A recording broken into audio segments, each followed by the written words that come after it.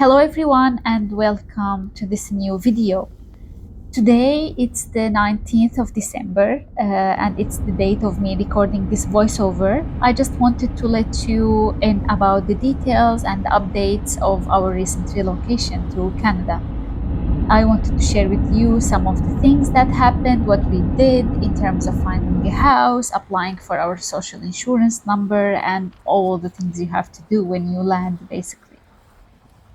The first thing we did when we landed, and it was the second day basically, we went out and got our social insurance number. We also opened bank accounts. We did not do much research because all the offers at the banks are similar in a way. So we just went ahead and made sure to open our bank account. Unfortunately, just after our landing, there was the Canada Post strike, and most mail is not being delivered. So we had few problems with getting our bank cards and our permanent residency card, but that's a fact we had to live with. The other important thing to do was to find a permanent residency address, and it was crucial because if you want to register your address at the government to get your permanent residency card or your bank card or anything else, you should have a permanent residency address with a lease and a contract and all the things in place. So after we stayed for the first week in an Airbnb, we moved to our new house. As you can see here in the footage, this is me packing the place prior to our departure to our permanent residency place. It was a furnished Airbnb. It had everything we need, like washer, dryer, all the utensils, and the kitchenware and furniture that you need to stay for the first couple of weeks, because it's really difficult to also uh, get a house immediately when you land. So we needed to have a temporary place to stay until we secure our house. The process to find a house in Canada wasn't as easy. Usually, when someone wants to rent out an apartment or a house or anything like that, the tenant should provide certain documents. And because we are newcomers, we really don't have a history in the country, we don't have a credit history or previous reference letters from previous landlords or even employment at that point. We are looked at, or we are high risk tenant as they call us here, because we don't have any of the documents to provide to landlords. So it was a very complicated and exhausting process to be able to find the realtor and consequently find the landlord that would accept to rent you their place and trust you as a first time tenant in the country. So I had a lot of communications back and forth with a lot of realtors and a lot of landlords until we rented the place that you see now in the video. It's a basement, and we live in the lower floor of our landlord's place. So our landlord lives just above us. The place has windows, but it doesn't really get that much light, but it was the best option as a beginning, especially that we paid around 6 months in advance to show our goodwill or our good intent, because usually if you have any of the other documents that I just mentioned, you are able to only pay 2 months, the first and last. But because we are the newcomers, we had to do certain things in order to negotiate our stay in the place, and we paid 6 months in advance. The place is cute, it's nice, it's well ventilated, it doesn't have mold or any weird smells or any of that. So we are really grateful for our first home in this country, and we will for sure upgrade after our first year passes. We ordered some furniture because we rented an empty house. We had some problems with the furniture, like delays in delivery, and we had to sleep on the floor for the first couple of nights, and we slept on the couch for the next week. But then we got our bed, our mattress, and all the other essential items we need. I wanted to make sure to only buy the essentials because we are now draining our savings. We relocated here through an immigration program, so it means we came here with our own savings and our own money. We do not get any support from anyone, and we want to be extra careful on how to put our money. We paid around 650 for the couch. I also bought the bed mattress and the bed frame through Walmart. I also bought a couple of essentials like cookware and utensils from the Dollarama store, some plates, some bowls, some spoons, some cooking utensils, and that's about it. I really need a table at the moment, and I want to buy some like chairs, nightstands, etc. But I really don't want to start buying things without a stable income. Now we are in the process of applying for jobs. Both my husband and I, we have experience in working in different fields, and we are interested in to continue and pick up where we left off in our countries. And this is our plan for now. In here, I am sharing some footage of the essential things we bought for the house, like cleaning items and candles. I know that's not essential, but I just wanted our house to have their own scent.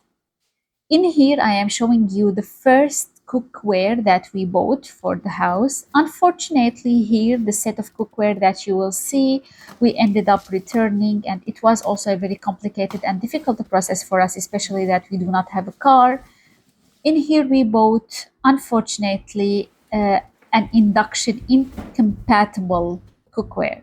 We should have bought the magnetic ones that are compatible with an induction stove. So after we bought this, I unpacked it and everything sounds good and fun and games, but then it ended up not working when we tested it on the stove.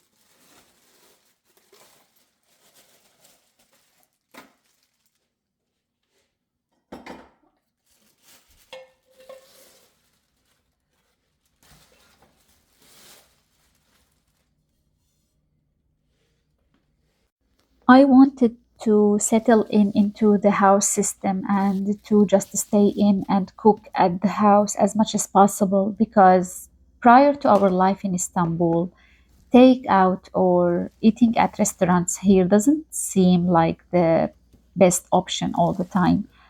Okay, you can eat at the mall for like once a week or once in 2 weeks, but I really did not like the food options there. So we always go out and buy groceries as much as we can to cook at our house.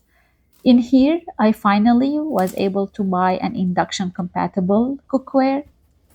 It's not sponsored by any chance. I think they don't even know who I am. It's just a good set of cookware that I highly recommend to everyone because now at the time of recording this voiceover, I've already used it so many times.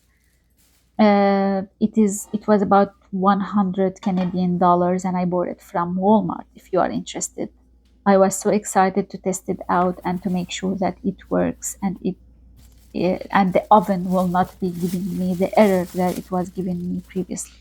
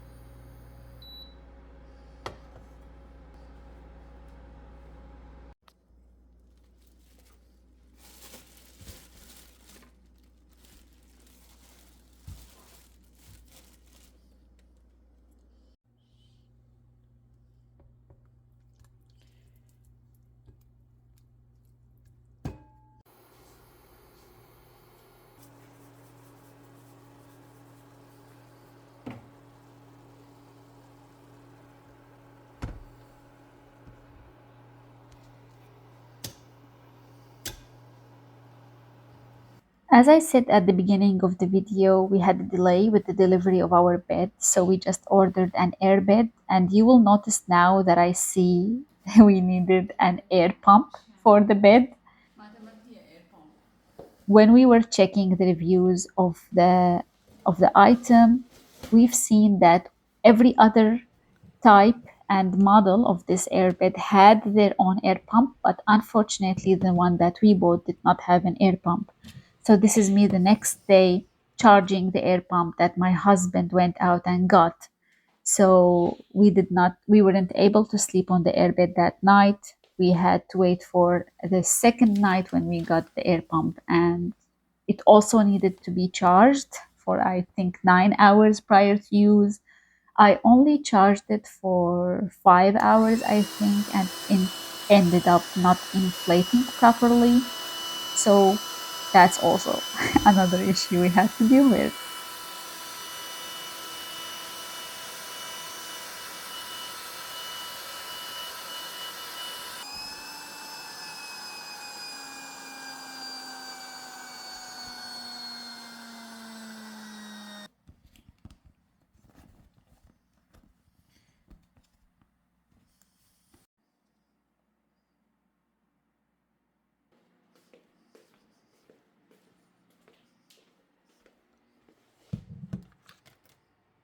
And finally, after a couple of weeks, the bed has finally arrived after talking with Walmart for, I don't know, 1,000 times around Black Friday, which was a nightmare to be able to reach customer service to begin with.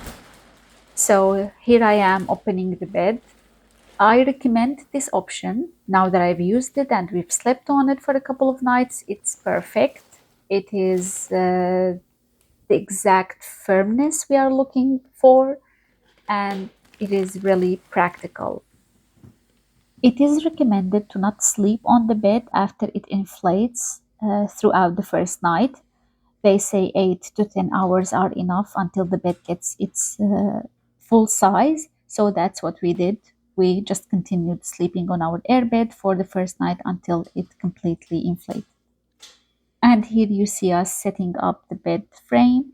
And it was also the most affordable option because we really didn't want to spend on things we weren't sure about at the beginning. So for the first house, the first things, I can say we were really successful. I do not remember the exact prices for the bed frame and the bed mattress, but I think they were around 250 combined. And yes, I was really happy with the options we got. Lastly, thank you so much for watching my videos, and please feel free to share any of your questions or comments in the comment sections, and I will be keeping you guys updated with anything that happens with us. Thank you so much and take care.